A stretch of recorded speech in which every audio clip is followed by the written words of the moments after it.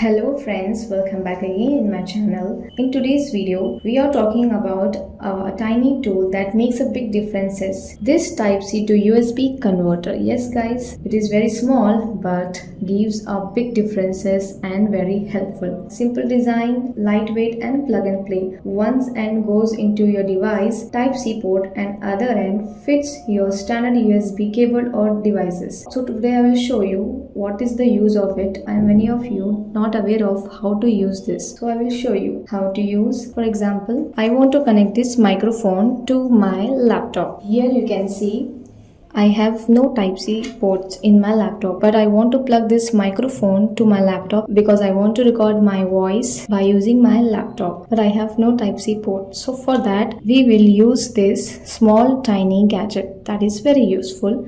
Just you have to plug this Type-C cable or anything and just connect to your USB port and you are good to go. See, now I can record my voice by using this laptop or anything. You just connect any Type-C cables and you can use via USB. We can also use this pen drive also.